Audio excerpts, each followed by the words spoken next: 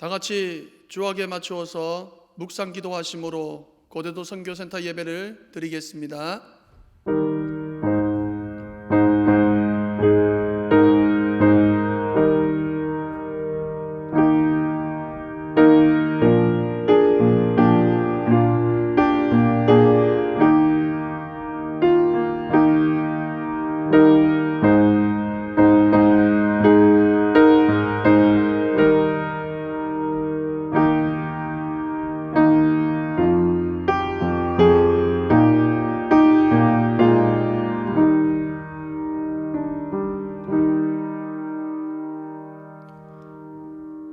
시편 123편 8절 말씀으로 우리 하나님께 나아가도록 하겠습니다.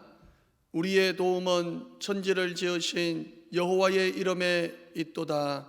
아멘. 사도신경으로 우리 신앙을 고백하겠습니다. 전능하사 천지를 만드신 하나님 아버지를 내가 믿사오며 그 외아들 우리 주 예수 그리스도를 믿사오니 이는 성령으로 잉태하사 동정녀 마리아에게 낳으시고 본디오 빌라도에게 고난을 받으사 십자가에 못 박혀 죽으시고 장사한 지 사흘 만에 죽은 자 가운데서 다시 살아나시며 하늘에 오르사 전능하신 하나님 우편에 앉아 계시다가 저리로서 산자와 죽은 자를 심판하러 오시리라. 성령을 믿사오며 거룩한 공회와 성도가 서로 교통하는 것과 죄를 사하여 주시는 것과 몸이 다시 사는 것과 영원히 사는 것을 믿사옵나이다. 아멘. 찬송가 19장을 찬송하겠습니다. 찬송가 19장.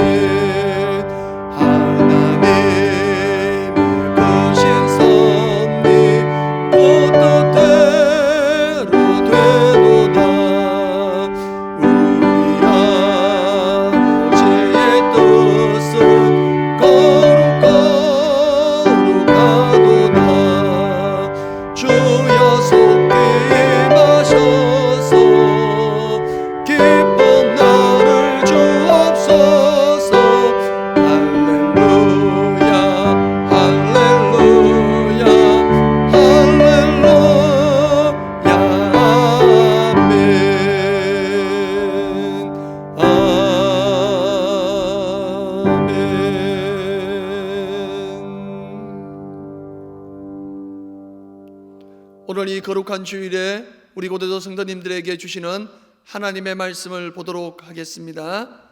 오늘 주시는 하나님의 말씀은 요한복음 4장 23절입니다. 제가 가진 성경으로는 신약성경 요한복음 4장 23절,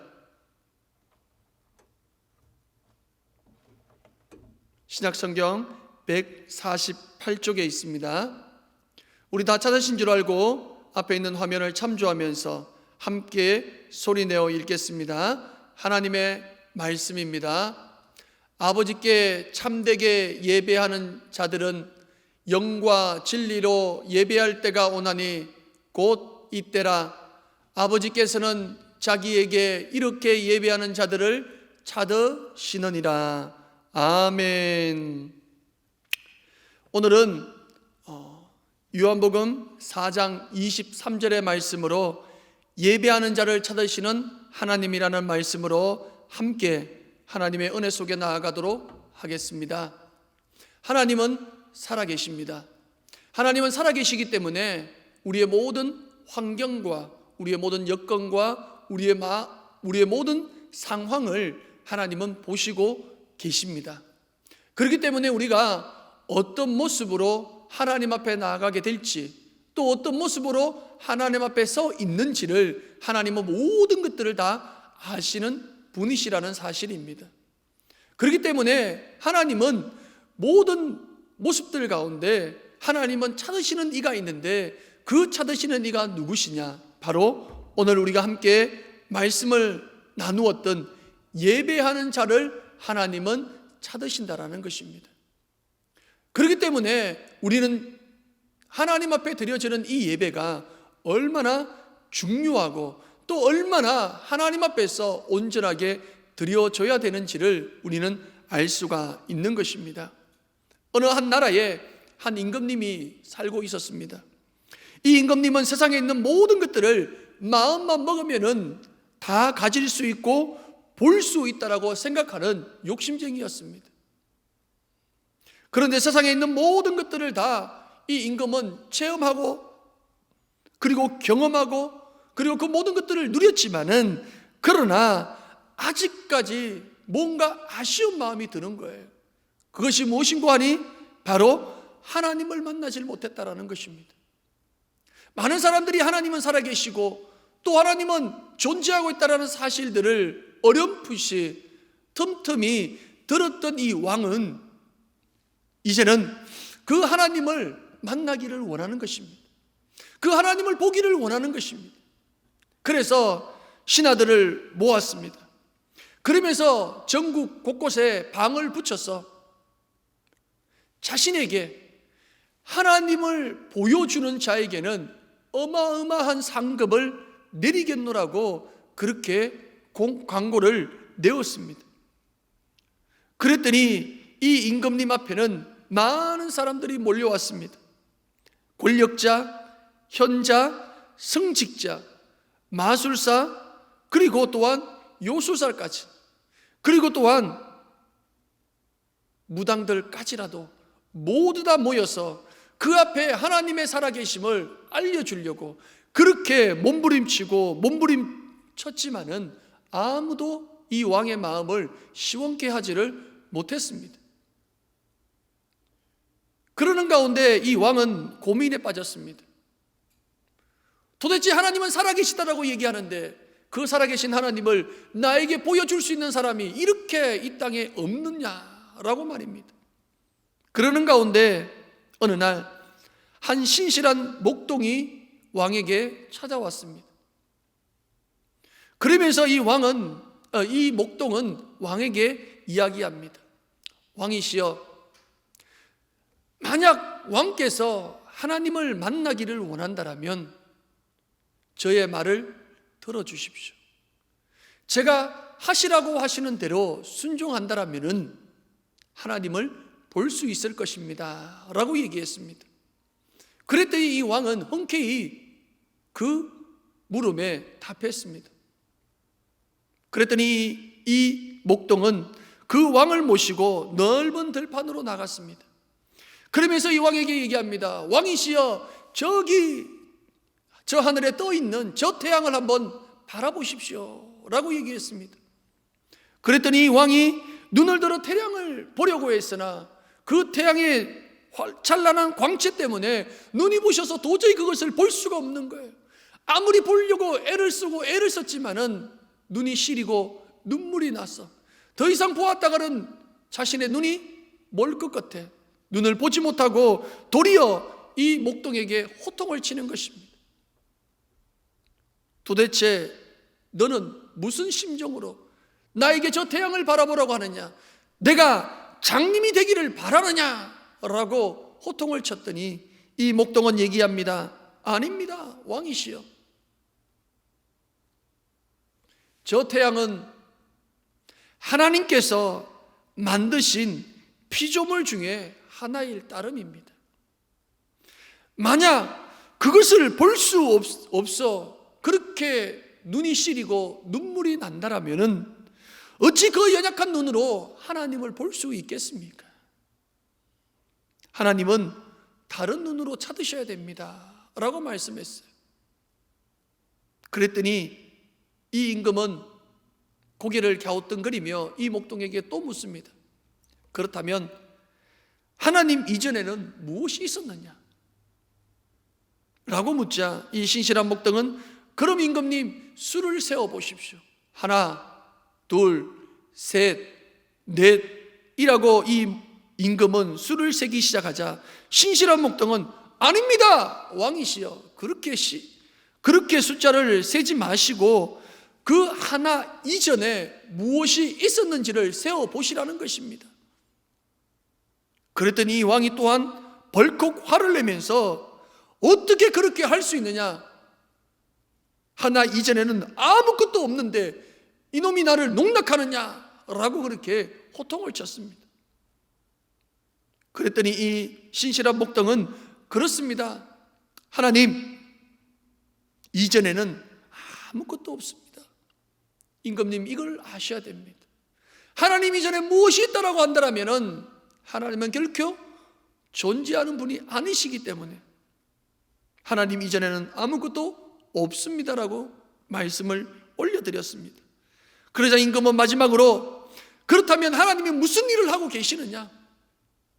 그것을 나에게 알려다오 라고 물었습니다. 대답에 앞서 신실한 목동은 우선 잠시 동안 왕의 옷과 저의 옷을 바꿔 입기를 요청했습니다. 그랬더니 왕은 고개를 갸우뚱거리면서도 이 신실한 목동과 자신이 입고 있는 이 제왕의 옷을 바꾸어 입었습니다. 왕은 소박한 목동의 옷을 걸쳤고 또 한편으로 목동은 제왕의 표시가 있는 그런 엄청난 왕의 옷을 걸치고 있었습니다. 그럴 때에 이 목동은 왕에게 다가가 얘기하는 것입니다. 보십시오.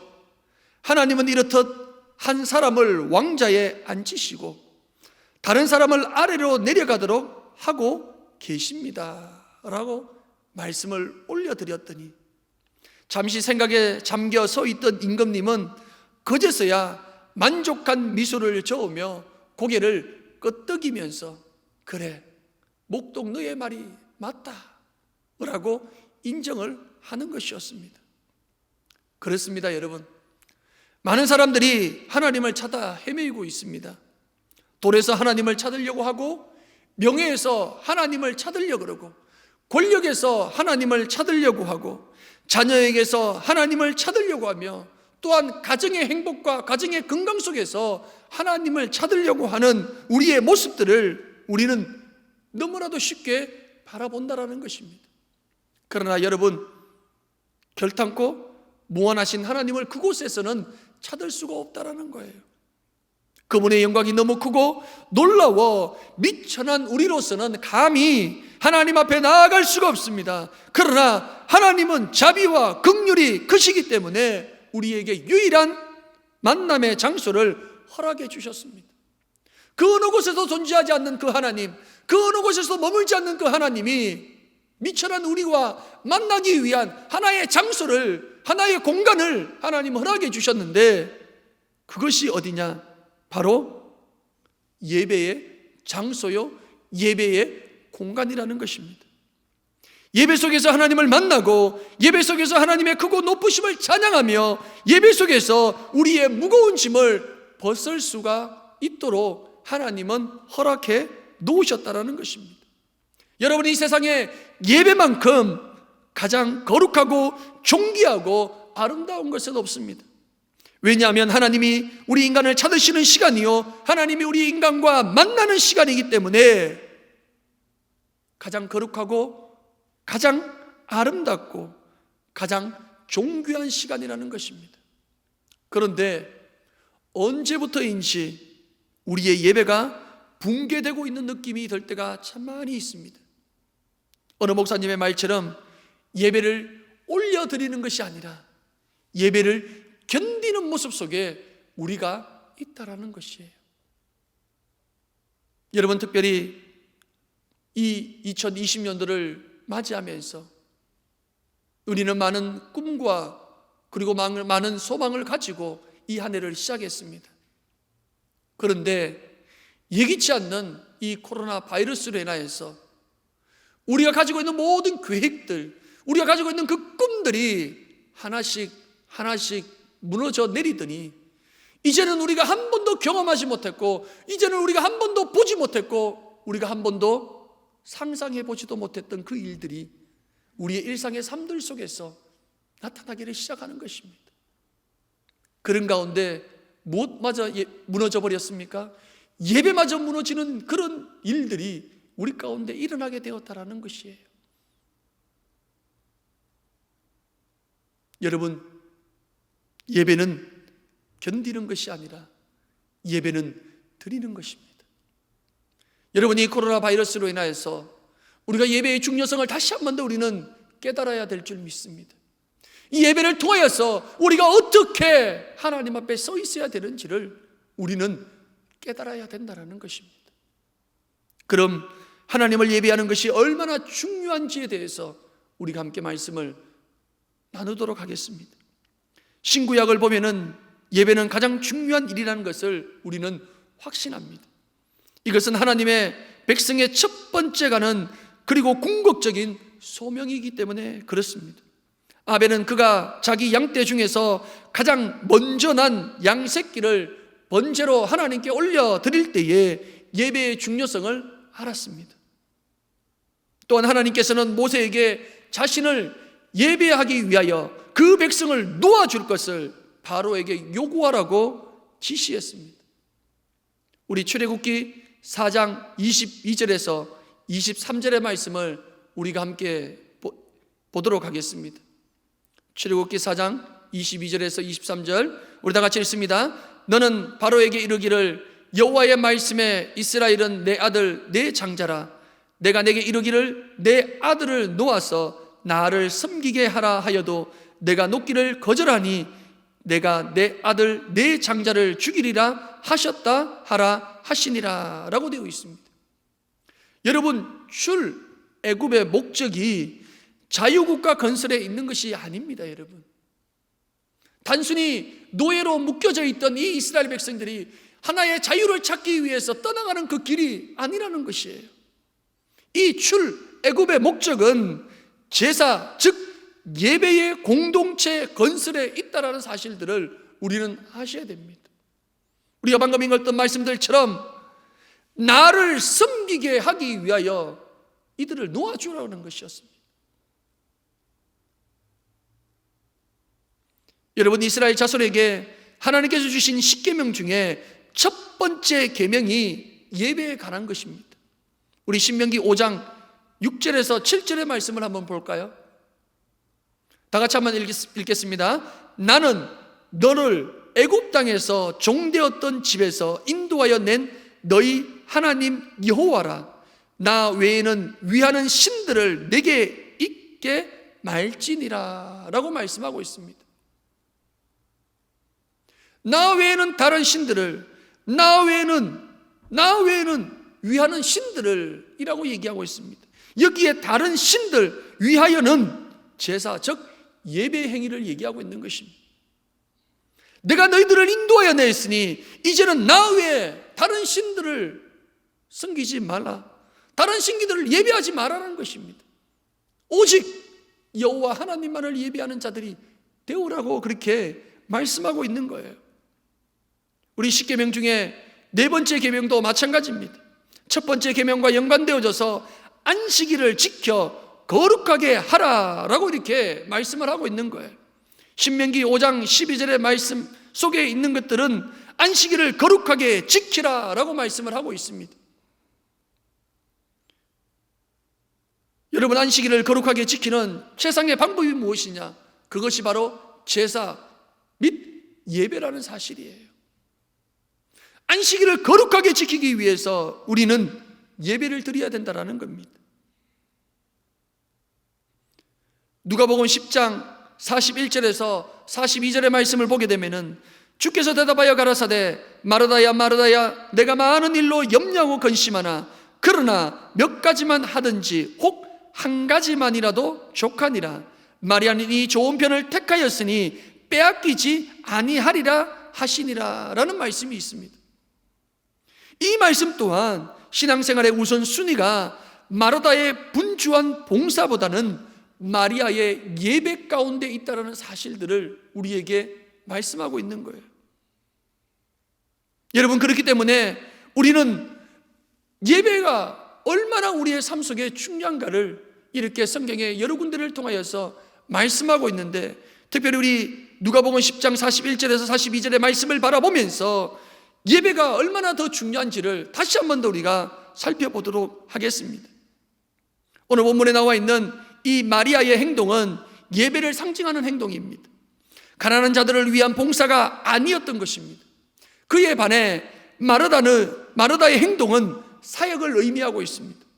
문제의 핵심은 대부분의 많은 크리스천들이 그들의 관심이 어디 있느냐? 교회의 본질이요 신앙의 핵심인 예배가 아니라 교회의 기능적인 사역에 있다는 사실이에요. 한 걸음 더 나가서 예배의 사역도 전혀 이해하지 못하는 사람들이 교회 안에 있다는 것입니다. 그는 바로 마리아의 예배 행위를 비판하고 조롱했던 가롯 유다의 모습입니다. 참된 예배를 이해하고자 한다면 마리아와 마르다와 가롯 유다의 모습을 우리가 살펴보면 더 뚜렷하게 알 수가 있다는 것입니다. 우리 첫 번째 참된 예배를 상징하는 마리아의 충만한 모습을 우리가 한번 보도록 하겠습니다. 마태복음 26장 10절에서 11절의 말씀, 예수께서 아시고 저희에게 이르시되 너희가 어찌하여 이 여자를 괴롭게 하느냐? 저가 내게 좋은 일을 하였느니라. 가난한 자들은 항상 너희와 함께 있거니와 나는 항상 함께 있지 아니하리라 라는 말씀. 그녀는 참된 예배의 대상자를 발견했습니다. 그녀는 부활이며 생명이신 그리스도를 메시아로 그런 발견을 했던 것입니다. 그래서 이 여인은 더 이상 주저하지 않았습니다. 그녀는 즉시 자기의 전부와 같은 이 항류를 그의 발에 붓고 생명처럼 여기는 소중한 그 머리털을 가지고 예수님의 발을 씻었습니다. 이것이 예배의 참된 모습입니다. 그런데 둘째에 피곤하고 지친 사역을 상징하는 마리아의 원망하는 모습을 한번 바라보십시오.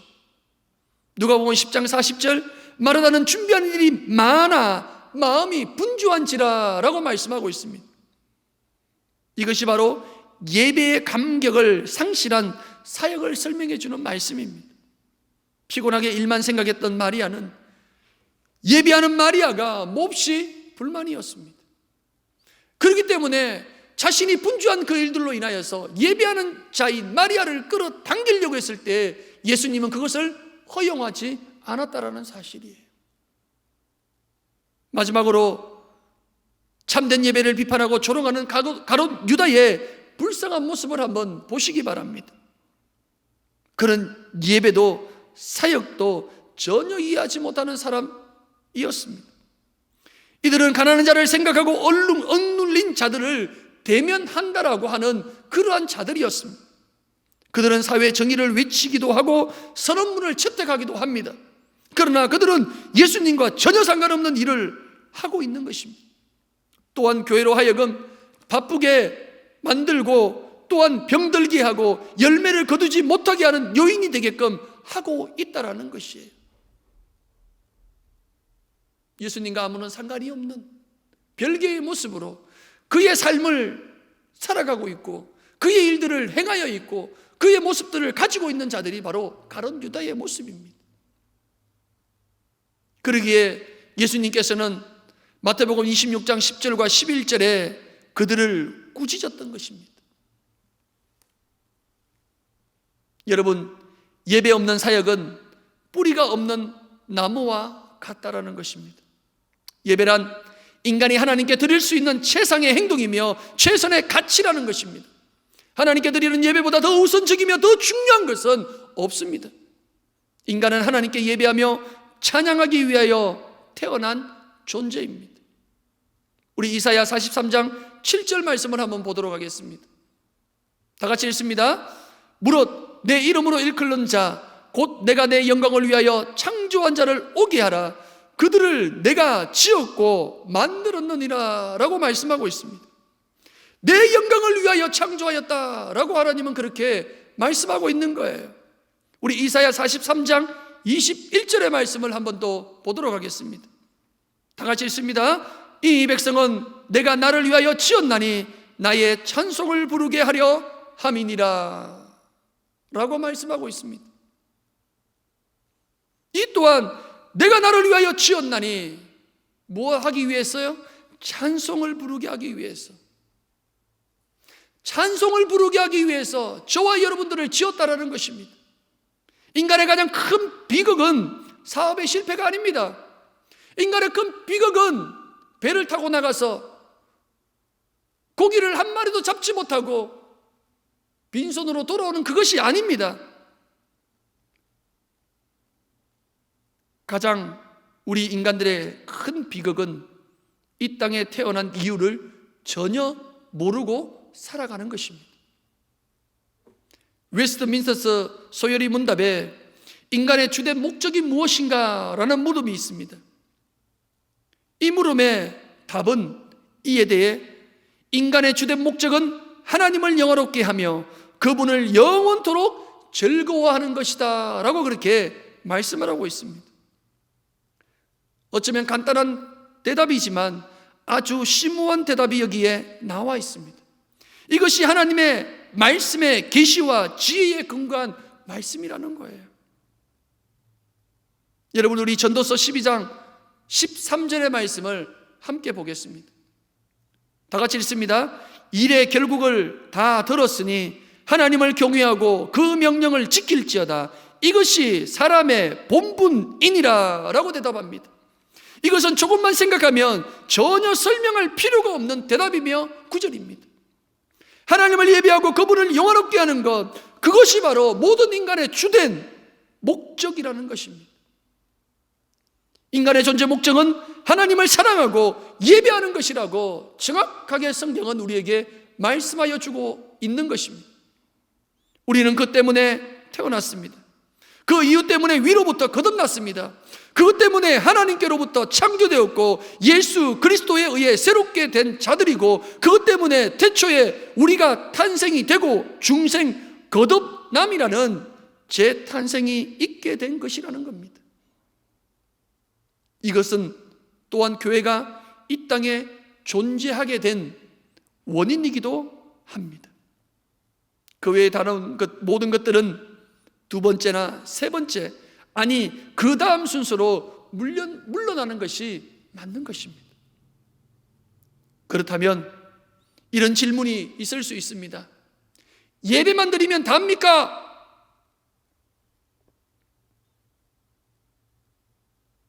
라는 말을 생각하고 그 말을 하고 싶을 것입니다. 우리 로마서 12장 1절 말씀 우리 한번 볼까요? 로마서 12장 1절 말씀 우리 다 같이 한번 읽어보겠습니다. 로마서 12장 1절 그러므로 형제들아 내가 하나님의 모든 자비하심으로 너희를 권하노니 너희 몸을 하나님이 기뻐하시는 거룩한 산 제사로 드리라.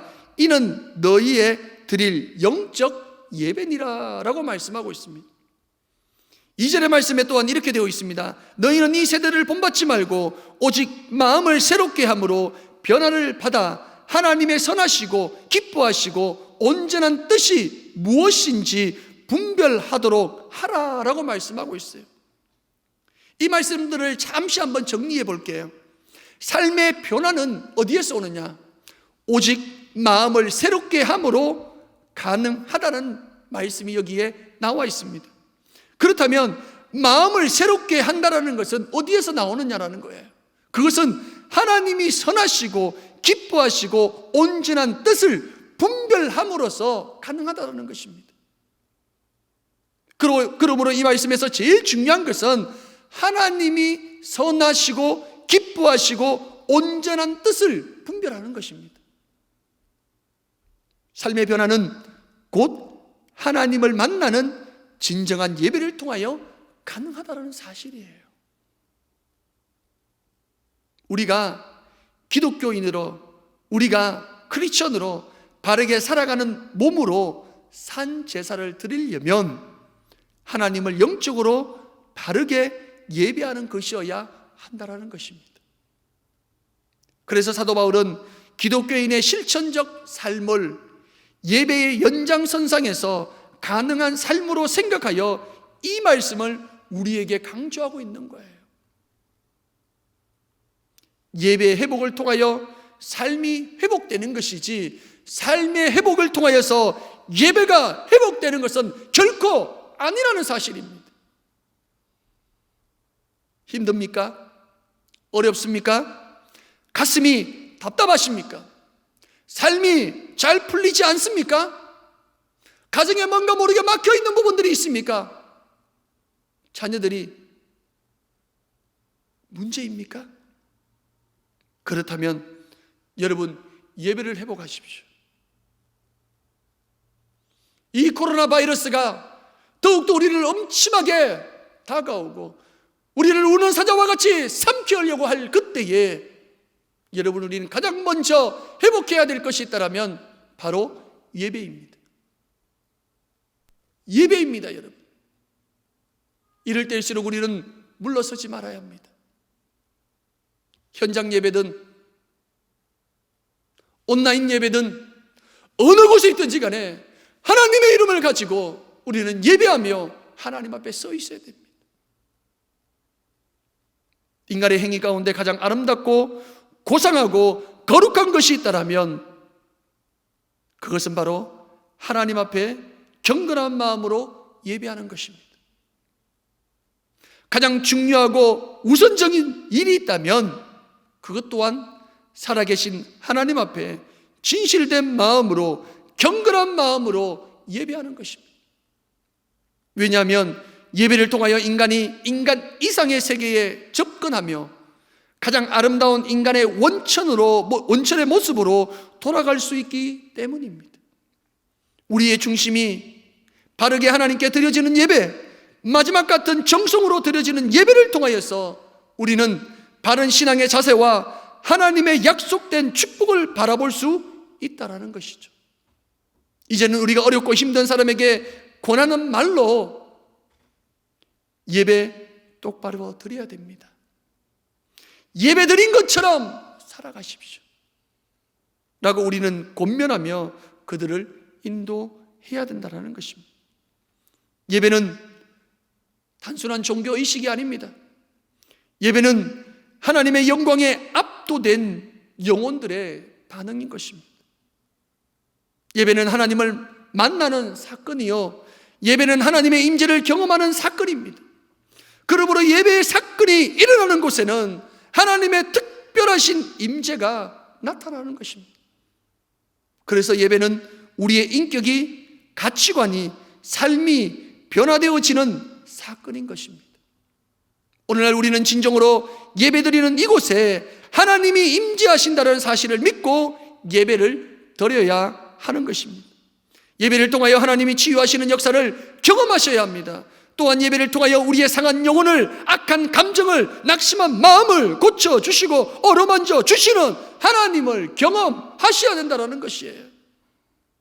예배를 통하여 하나님을 만나는 시간이 되어서 우리 모두의 삶이 이 주일 예배를 드린 것처럼 6일 동안 우리는 살아가야 되는 것입니다.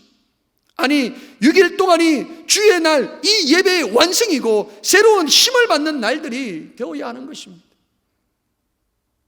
그럼 앞에서 여러분들이 생각하고 여러분들이 가슴속으로 외쳤던 예배만 드리면 되느냐? 라는 그 질문에 저의 대답은 그렇습니다. 그렇습니다. 하나님의 영광에 압도되어서 하나님 앞에 자신을 베어 넘기듯이, 하나님 앞에서 자신을 끝장내듯이 전능하신 하나님 앞에 찬양과 경배와 신령과 진정한 예배를 드리기만 하면 우리의 모든 삶은 변화되게 되어 있습니다. 우리의 모든 삶은 부러지게 되어 있습니다. 우리의 모든 삶은 형통하게 되어 있다라는 것입니다. 신령과 진정으로 예배를 드림으로 인하여 하나님의 큰 축복이 우리 고대도 선교센터 속에 머물고 있는 우리 모든 성도님들 한 분 한 분들과, 그리고 하나님의 사랑하는 섬 이 고대도 위에 늘 충만하게 가득하게 있기를 주님의 이름으로 축복합니다. 우리 찬송 부르도록 하겠습니다. 우리 찬송가 50장 우리 찬송 부르시면서 하나님 앞에 헌금을 올려드리도록 하겠습니다. 찬송가 50장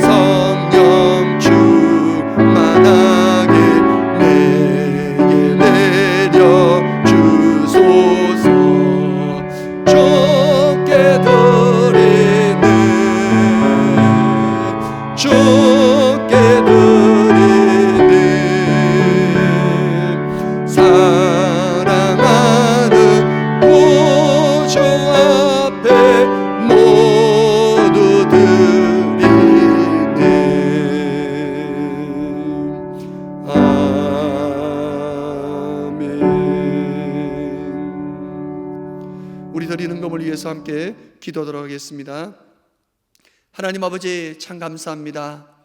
오늘도 아버지 하나님 이제 5월을 맞이하는 이 첫째 주일을 저희들에게 허락하여 주시고, 이렇게 아버지 우리 고대교 선교센터에 함께 올라와 예배하는 우리 성도들과 더불어 함께 하나님 앞에 예배하며 나아갈 수 있도록 허락하여 주셨음에 감사합니다. 이제 아버지 하나님 차가운 바람도 이제는 어느덧 아버지 하나님 따뜻한 바람으로 바뀌게 되고, 또 아버지 하나님 우리의 삶들 속에서도 조금씩 아버지 하나님 변화의 모습으로 하나님 앞에 나아가고 있는 우리 자신들을 발견하게 됩니다. 하나님 이러한 모습들 속에 더욱더 아버지 하나님 예배함으로 인하여서 하나님 앞에 설 수 있는 우리 고대도 모든 성도들 될 수 있도록 허락하여 주시고, 특별히 하나님을 사랑하는 섬 이 고대도 모든 주민들이 하나님 앞에 예배하는 삶이 온전하게 세워질 수 있도록 하나님 축복하여 주시옵소서. 오늘도 아버지 특별히 하나님 앞에 물질로 올려드린 손길들마다 하나님 함께하여 주시옵시고, 저들의 손길을 통하여 하나님께 올려드린 이 물질들이 하나님의 귀한 교회를 세우고 이 아버지는 선교센터를 세우고 또 아버지는 이 나라와 이 민족을 향하여서 하나님의 귀한 복음이 증거되며 더 큰 하나님의 영광을 나타낼 수 있는 곳에 귀하게 사용될 수 있도록 허락하여 주시옵시며, 또 아버지 우리의 마음과 우리의 물질을 올려드린 이 모습들 속에 우리의 삶의 현장 속에 하나님 30배, 60배, 100배의 아름다운 결실과 하나님의 축복과 하나님의 은혜가 충만하게 나타날 수 있도록 축복하여 주시옵소서. 감사드리며 예수님 이름으로 기도드립니다. 아멘. 오늘 함께 우리 주일 예배에 참석하신 우리 고대도 성도님들을 사랑하고 축복합니다. 우리 한번 인사 한번 합시다. 사랑하고 축복합니다 라고 인사 한번 하겠습니다. 인사하시죠. 사랑하고 축복합니다. 예, 사랑하고 축복합니다. 다음 주일, 오늘은 5월 첫째 주일로 하나님 앞에 올려드렸습니다. 이 5월 달에는 참 여러 가지 많은 행사들이 있어요. 특별히 오늘 5월 이 첫째 주는 어린이 주일입니다. 그래서 대구에 있는 동일교회에서는 이 어린이 주일로 함께 하나님 앞에 영광을 올려드리게 되는데, 이 코로나 바이러스로 인해서 이러한 행사들 또한 이제 취소가 되어버리고 함께 예배드리는 것으로 그렇게 만족하게 됩니다. 그러나 여러분 아셔야 됩니다. 다음 주일은 대구에 있는 동일교회가 창립일을 맞는 그런 날들입니다. 그래서 우리 고대도에 계신 우리 성도님들도 우리 대구 동일교회의 한 성도들로서 이 창립일을 함께 축하하고 함께 기뻐할 수 있는 그러한 시간들을 다음 주에는 가졌으면 좋겠습니다. 그래서 우리가 함께 축복하는 그러한 기도도 함께 하나님 앞에 올려드리는 그런 귀한 시간들을 우리가 함께 마련했으면 좋겠습니다. 세 번째는 우리 동일교회 이 주간 소식을 영상으로 이렇게 만들었습니다. 그래서 이 소식을 우리가 영상으로 한번 함께 보도록 그렇게 하겠습니다. 우리 영상 한번 보여주시죠.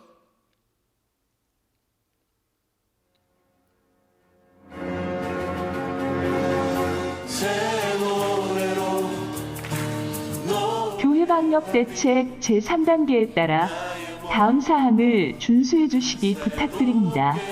첫째, 주일 2부, 3부, 4부, 주일 오후 수요 예배, 금요 본당 기도회 등 공예배를 제외한 모든 모임은 취소합니다. 공예배 시 여유로운 공간 확보를 위해 예배 장소를 지정하며 벽줄로 2m 간격을 유지하여 의자 끝자리에 앉습니다. 새벽 기도는 당분간 실시간 온라인 영상 예배로만 드려지며 주일학교 또한 부서별 영상 예배를 실시합니다. 둘째, 강력한 보안 방역 대책하에 출입구는 본당 입구 한 곳만 사용하며 증상 의심 대상자나 우리 교회 교인이 아니거나 기타 의심이 드는 경우에는 출입이 제한됩니다. 교회 출입 시 체온 체크, 손 소독, 마스크 착용을 의무적으로 실시합니다.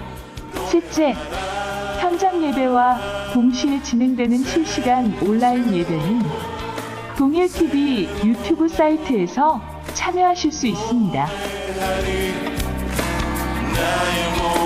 동일TV는 은혜를 싣고가 신설 스튜디오를 활용하여 본격적인 첫 방송을 시작하였습니다. 동일TV 유튜브 사이트를 통해 시청하실 수 있으며 많은 응원과 기도, 많은 시청과 공유를 부탁드립니다.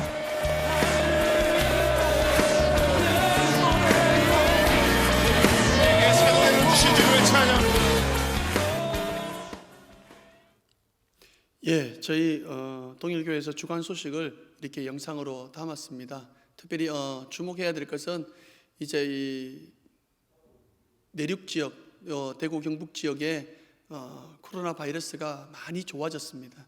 그래서 이제 연 한 이틀째 계속해서 이렇게 확진자가 없을 정도로 그렇게 많이 이제는 안정에 접어들고 있다라는 사실, 우리 고대도 성도 여러분들이 참 많은 기도와 그리고 많은 걱정 속에서 이렇게 점점 안정감을 찾아가고 있다는 사실들을 다시 한 번 더 설명을 하면서 계속해서 우리 여러분들 함께 기도해 주시고 계속해서 함께 하나님 앞에서 세워져 나아갈 수 있는 저희들 모두가 되시기를 주님의 이름으로 축복합니다. 이제 축도함으로 인하여서 우리 5월 첫째 주 우리 고대도 선교센터 예배를 마치도록 하겠습니다. 이제는 우리 주 예수 그리스도의 은혜와 하나님의 거크신 사랑과 성령님의 감화, 감동, 교통, 위로, 역사하심이 진정 하나님 앞에 마음과 뜻과 정성을 다하여서 온전하게 예배를 드리리라 작정한 우리 고대도 선교센터 모든 성도들 머리머리 위에와 하나님이 사랑하는 섬 고대도 위에 이제로부터 영원토록 함께 있을지어다. 아멘.